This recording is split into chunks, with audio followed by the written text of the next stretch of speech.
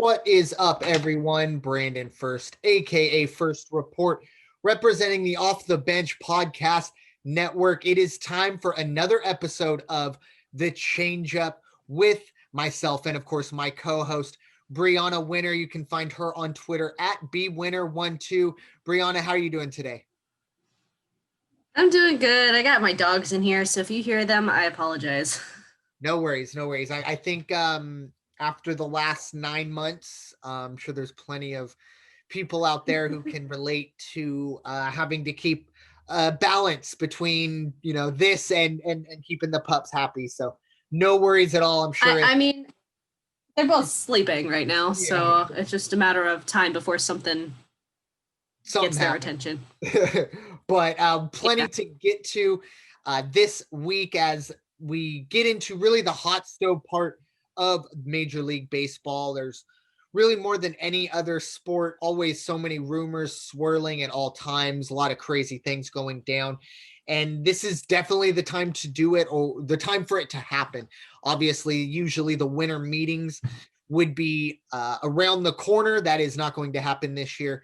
Instead, they're just going to have to, pick up the phone or do it this way, go over Zoom, stuff like that. But that hasn't slowed the situations down, as there's plenty, of course, as I said, get to. And the first topic we will start with is kind of the news of the week. Not something that's too surprising. Hey. Yeah. When you because it just came out today. Oh, okay. There you go.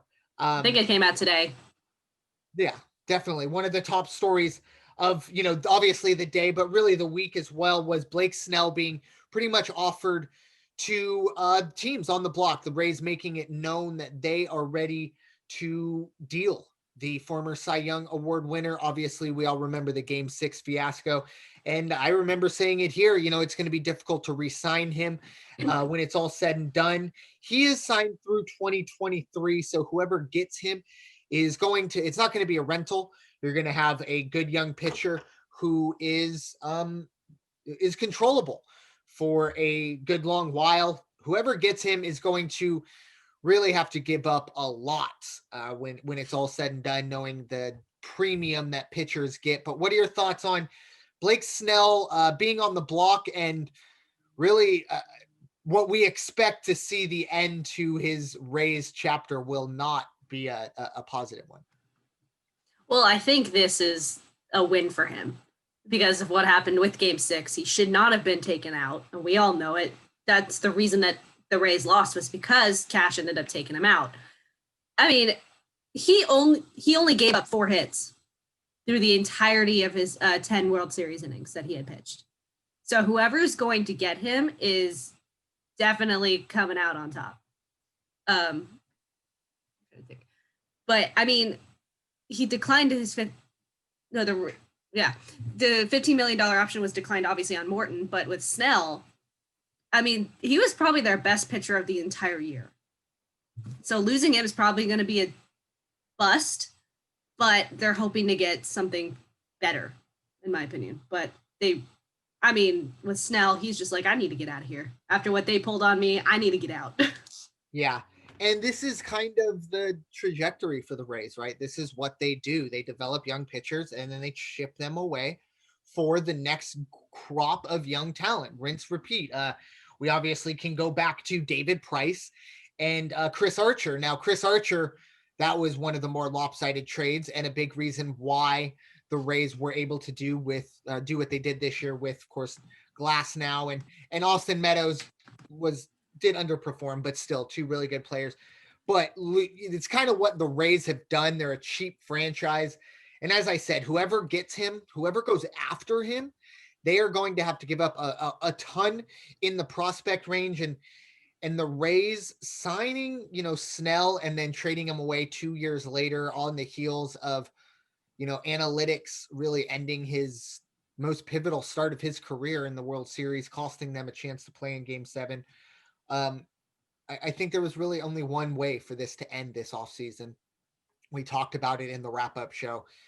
This wasn't going to stick around for a long time. Whenever you see a team that is going to trade a pitcher that is as young as Blake Snell, as controllable I mean, Blake Snell is not going to be paid an exorbitant amount of money. When he signed his extension, it was 5 years, 50 million. Now, you spread that out, it's not necessarily 10 million a year, but even so, I mean, that is not a ton of money for a guy who possibly is a Cy Young candidate and has won the Cy Young in the past. So this is just the Rays cutting their losses, unfortunately. And as I said before, the Rays, they're a 4 or 5 year cycle team. They probably won't be a factor for 3 or 4 more years, but when they do become a factor, it probably will because of what they do in the next 2 off seasons. And this is the biggest fish they have for sure. Moving on to another former Ray, Bryana alluded to him earlier, signing up with the Atlanta Braves, Charlie Morton, one of the more clutch pitchers in October, not just this year, but overall in his career. Charlie Morton, 1 year, 15 million to the Braves. The Braves have already been really, really active, at least just keeping Tomlin. And then with Charlie Morton, bringing him in. I know my buddy was, who's a big Braves fan. He's kind of my Braves insider. He was very, very happy this morning. And he also saw some pictures of Mike Soroka throwing at SunTrust Ballpark there. So he's very, very happy with the way the pitching staff is going. And the Braves knew that this is the way they have to beat the Braves. Or excuse me, they have to beat the Dodgers. Pitching, pitching, pitching. They were outpitched in the NLCS. This is how they do it. Charlie Morton is one of the best in the world, or in the postseason, and he's pretty damn good in the regular season as well. What are your thoughts on Charlie Morton heading to the Braves? I mean, they signed him to a 1 year, $15 million deal. The Rays had declined the $15 million option that they had. So basically he's getting the same amount as he would have. The Rays I don't know what the Rays are doing. They're just trying to get rid of everybody and giving themselves no chance at this point. But I think it's a great move by the Braves. Like, they are going to have so many people. Like, you still got Freeman there. You've got different parts to your team that could help out in obviously beating the Dodgers. They did come close. It was a 7-game series. So they were outpitched, but they still have all of the necessities. They just need to get that little edge, especially on the Dodgers, who are now becoming a even more stacked team that neither of us like. Yeah, we'll get to some of that later. Speaking of Snell, when we talk about the trade destinations, unfortunately, the Dodgers are at the top of that list.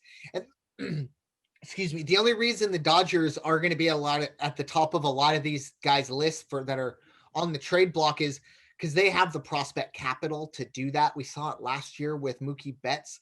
They were able to trade guys away and still somehow get a Brusdar Graterol to come back. Anyways, that's another story. But with Charlie Morton going to the Braves, this allows them, even with Soroka, it allows them to take it slow with him.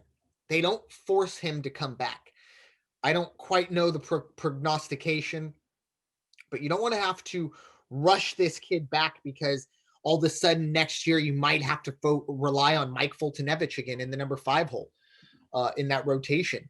We don't know what's going to happen next year in terms of the season beginning, but you have to imagine it will at least start on time. Will fans be there? That's another question, but we seem to have at least somewhat figured out how to get the season rolling. So we expect an April start. Will Soroka be ready? Now it's not nearly that pressure packed, especially in that division. I mean, currently, you could possibly make a case that the Marlins are the second best team in that division, which means the Braves are going to be just fine. So currently, you look at Anderson and obviously Fried and now Morton. And that's a really solid 1-2-3 punch. I think that's all you need to really win the East.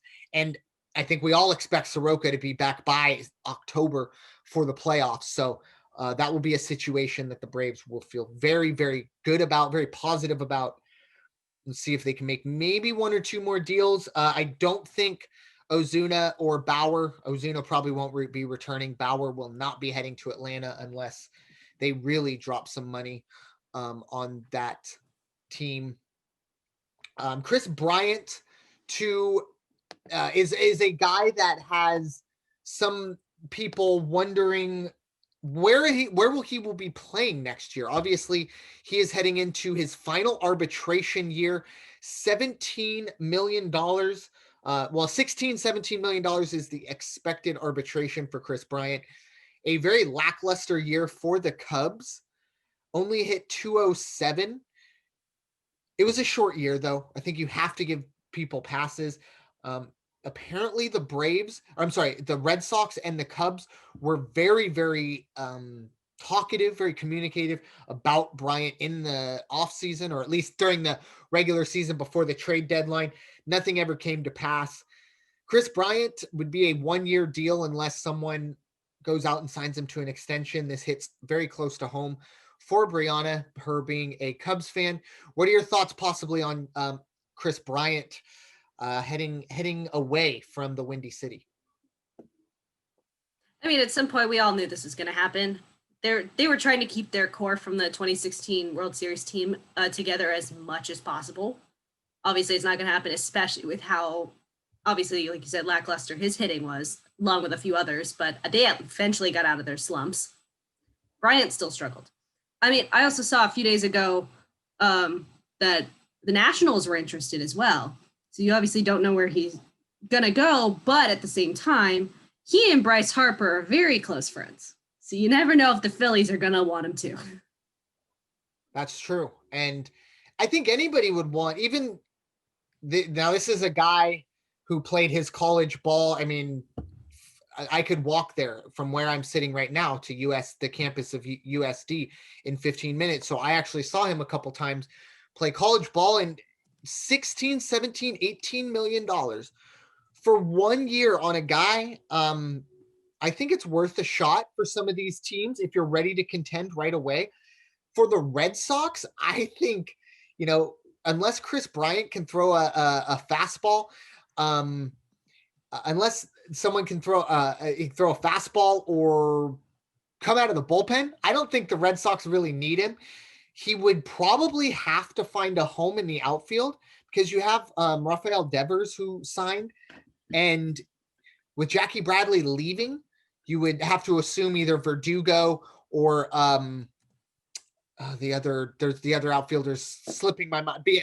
Benintendi would have one of them would move to center field, open up a spot for Kris Bryant, possibly DH. Who knows? It would be a little interesting to me if he would go to Washington. Washington is a team, obviously, 2 years ago in the offseason got rid of Bryce Harper. Was unable to sign Bryce Harper. And it was a mutual situation, probably. They went out and they kept Steven Strasburg instead. And then they would go out and win a World Series. And that was huge. And they figure, okay, we can let Anthony Rendon walk and we'll be just fine. Didn't happen. They don't even make the playoffs this year. So a very, very interesting situation for Kris Bryant, but all signs point to him not playing at Wrigley Field next year. So we'll see how that goes. Moving on to a nightmare scenario for both myself, Bryana, and really baseball fans Rockies. outside of definitely Rockies, and everybody outside of the Dodger fandom area. It is the news that the Dodgers are going to go hard after Nolan Arenado, third baseman of the Colorado Rockies, really arguably the best third baseman in baseball. I think he is, for my money. And yes, that comes from somebody who sees Manny Machado on a regular basis. Nolan Arenado is my favorite non-Padre player. If he would go to the Dodgers, that would change everything. Not just that, it would be too much. I mean, the Dodgers would have guys like Cody Bellinger, Mookie Betts, Nolan Arenado, and that's just, the three guys there. You still haven't even gotten to guys like Chris Taylor and Wilson and Chris Taylor. Yeah, I mean, there's so many players that are just perfect little role players, and then absolute monsters also like those guys. There's something about Nolan Arenado, but him to the Dodgers would really scare me. What are your thoughts on that situation? Possibly, I do think a situation of him leaving Colorado is very, very possible. Yeah. Dodgers, that would just be a nightmare. Yeah, I mean, I watched him play in person as I did go to school in Colorado. I was able to go to a few Rockies games. One of them was a continuation of the Giants before going into a full game against the Giants. Um, I really don't want him to go to the Dodgers. Like, I really, really don't. I mean, but either way, his leave from the Rockies was inevitable at this point. They haven't been able to do anything. They've been at the bottom of the division for the longest time. Yes, they were ahead for like 2-3 weeks in the beginning of the season, but then that really started to go downhill. The Rockies haven't been able to do anything. So I think either way, he was going to leave. I don't think he's going to go back. Yeah. I mean, look at LeMahieu. He went to the Yankees. Yeah. And I think Nolan Arenado is even on another level of LeMahieu. He's just a better situational player, just because he plays a more important third base in my mind. And for the Rockies, it's a little interesting for you to go out and sign Nolan Arenado to the money that you do, the years that you do. I know he does have an opt out coming up in the next year or two, that if he's still with the Rockies, he's definitely going to take. If you are the Rockies, you're expecting an absolute workload or an absolute truckload of prospects to come back. With all due respect to Blake Snell, Nolan Arenado is going to play 150 games for a team. So that prospect package, you have to kind of bump up even more. Nolan Arenado is the premier player on the block right now. There's no doubt about it. There's probably only 3 or 4 teams similar to Snell that can even have the prospect capital to do this, unless somebody wants to just throw a ton of money at the Rockies, but you don't normally see that. It's going to be very, very interesting to see this. Like Bryana said, please don't let this happen. It would not be a situation that anybody outside of the Dodger fandom would be a fan of. A couple other news and notes before we wrap things up. Another one that's going to cut a little close to home for Bryana is Jon Lester. Possibly hearing some whispers about him going to the Giants. What are your thoughts there? I could care less. He has not done well the last few years. Yes, 2016 was great, but then it just started going downhill. He started, I want to say, losing control. He wasn't pitching as well as he could have been. He has just really been struggling this last year. And every time he was pitching or in the lineup to pitch, let's just say my dad and I were like, oh, that's not going to be good. We would have definitely preferred Darvish. Definitely. And Darvish was going to another team, then I'd be worried. Yeah.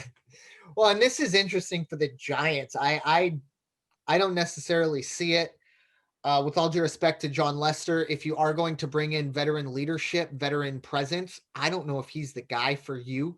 I go back to the Boston chicken and beer days. It's all good. I don't blame anybody for the way they are, but for the Giants to bring someone in to a young and impressionable clubhouse, I don't know if that's the right way to go about it. But it would definitely add some spice to the National League West. Also, we have Sonny Gray, another name on the block. I think in terms of Blake Snell, what he will command, Sonny Gray will command just a little bit less.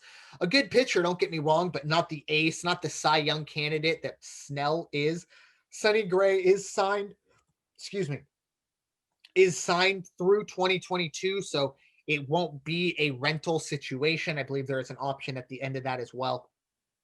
Sonny Gray possibly on the move. I honestly think this could be a perfect situation for your Angels in terms of, because I know you want Blake Snell, and I know Bauer. Yeah, well, you're right, and Bauer would be the key. We'll see if that's the case. If you can't get Bauer, I think Sonny Gray would be perfect for the Angels, because you're going to have to give up some prospects, but some prospects that you all have. I mean, I think Snell is going to take some top 10 prospects to get him out of Tampa Bay.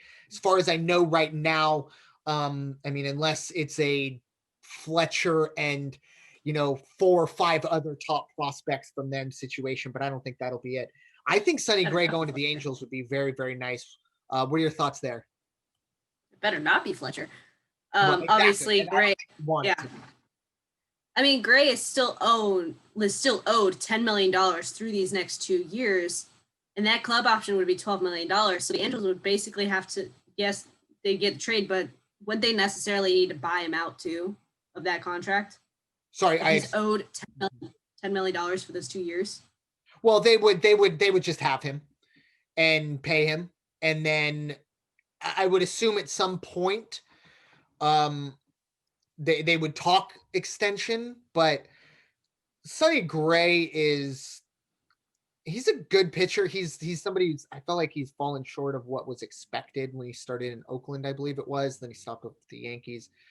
I think he's somebody that would fit in well in a rotation that he's kind of a top 2 or 3 guy.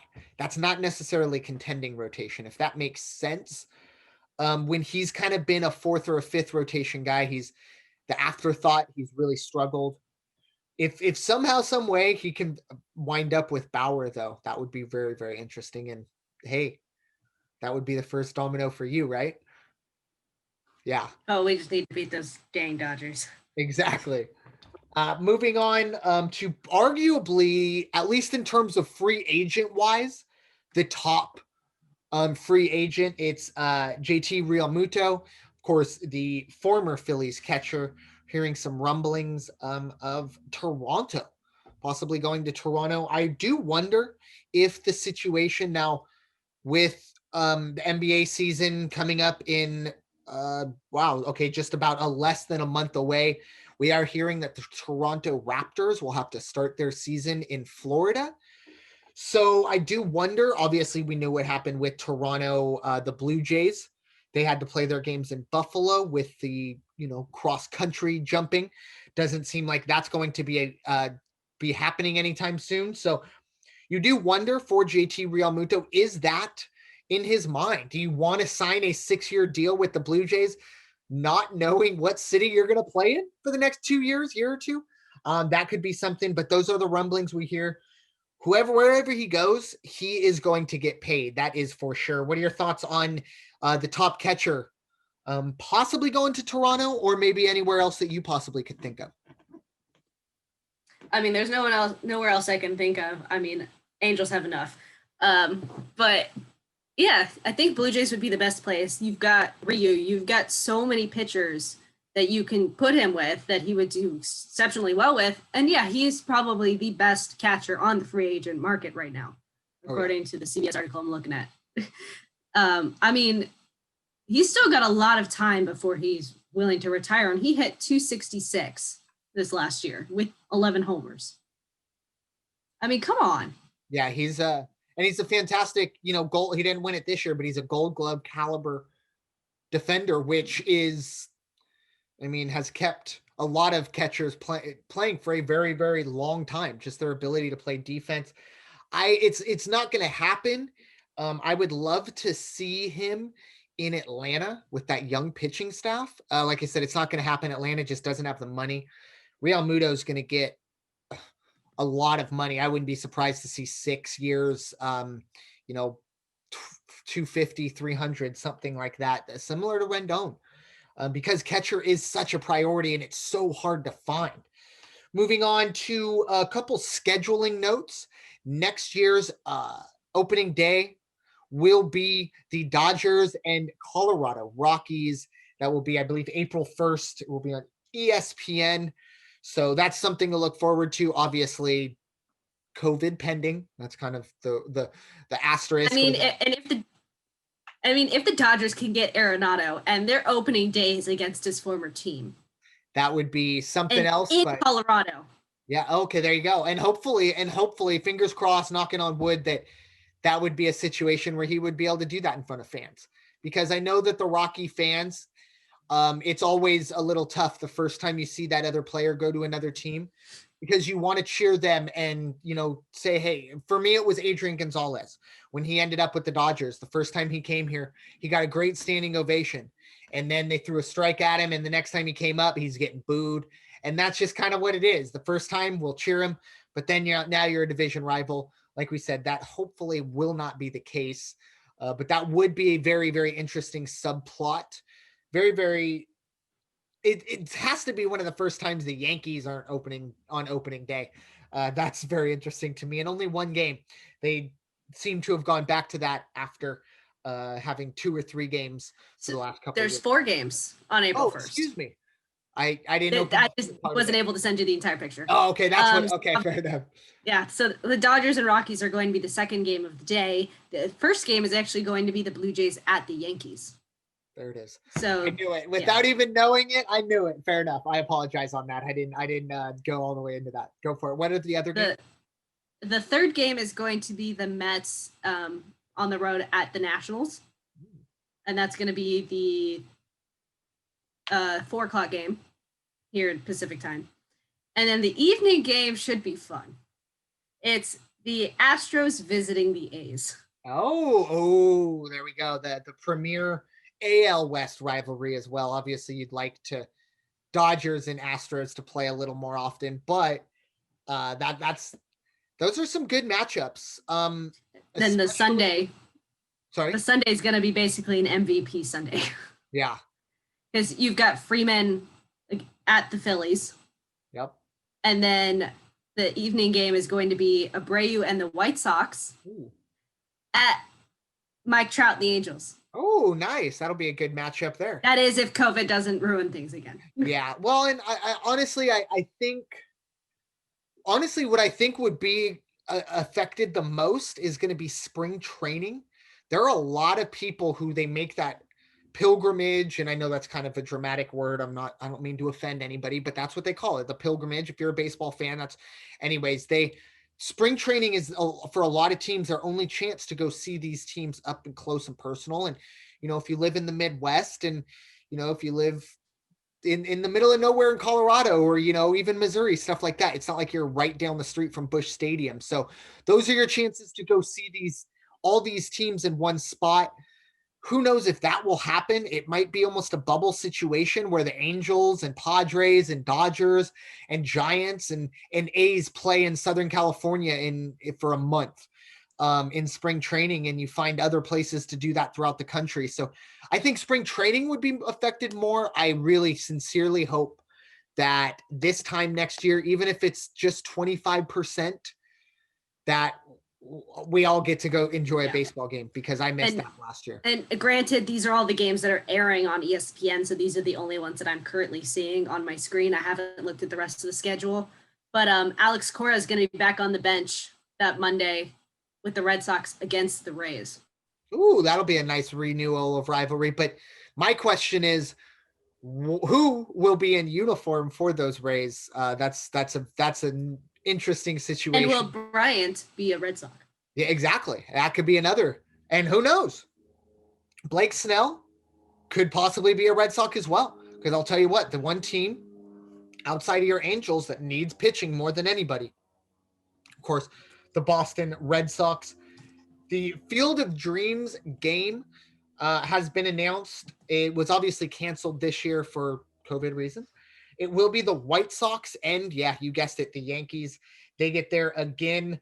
It's going to be a real fun atmosphere. Obviously, I believe this is the first time that they're doing it. This past year was the first year that they were going to do it. I feel like it will have a very similar feel as the Little League World Series game that will happen. I believe your Angels are in it this coming year as well. So I believe it's Angels and Indians. Angels and Indians. So that'll be a very great matchup there. But I feel that it'll have that type of feel. Obviously, Field of Dreams, one of the best movies ever, baseball or not. And I just wonder, I really do hope that, I know they're not going to have it, but let's just not have fences and just end it where the corn stalks are. Yeah, I know it can't happen. And, we're playing real baseball here, but for me, that's the Field of Dreams.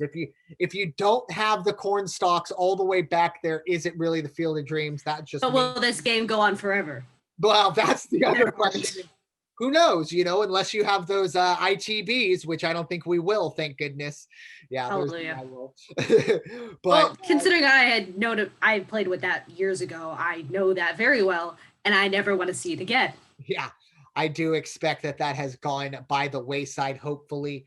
But yeah, finishing up here, another fantastic episode here of the Changeup as we get deeper into the off season and these become more concrete. It's ironic that we're hearing all these possible trade destinations of these superstar players.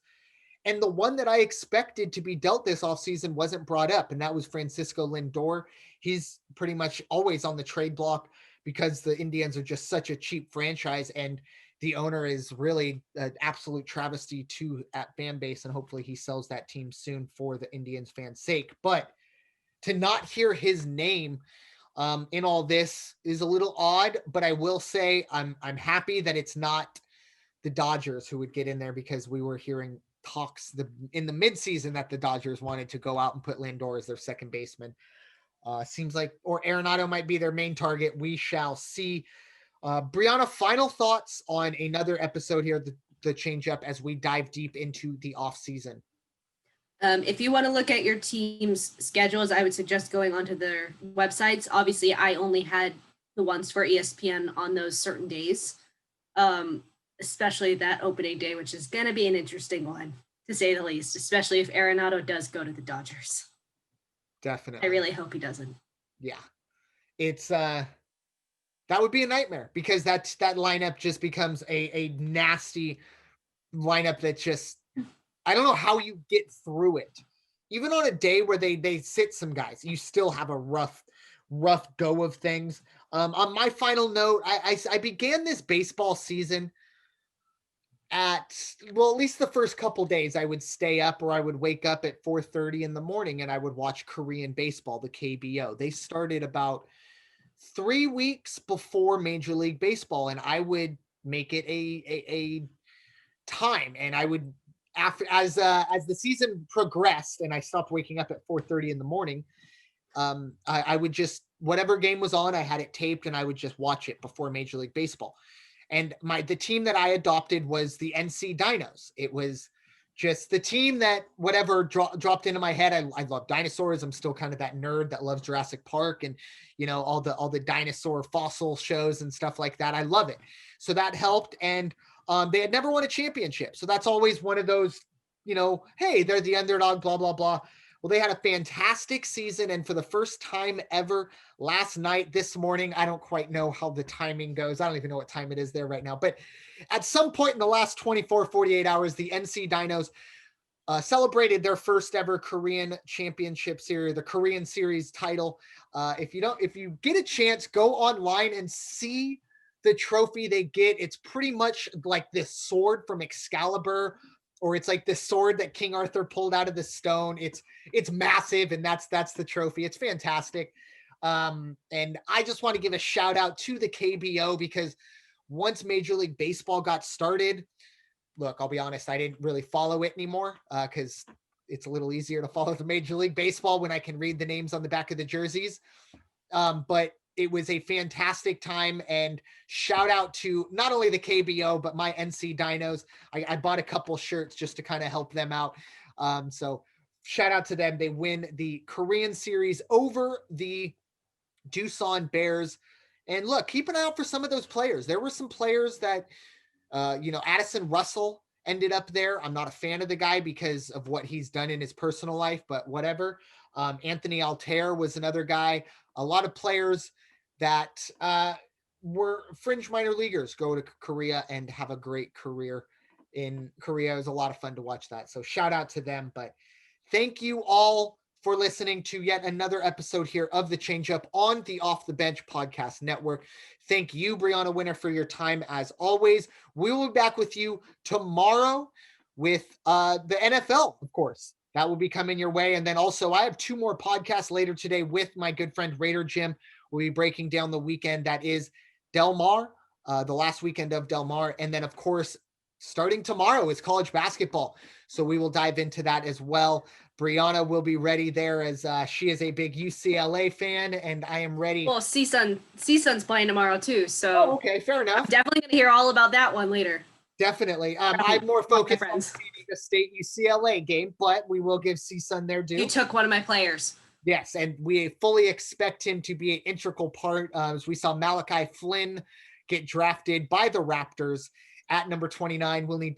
The San Diego State needs to fully pick up his slack.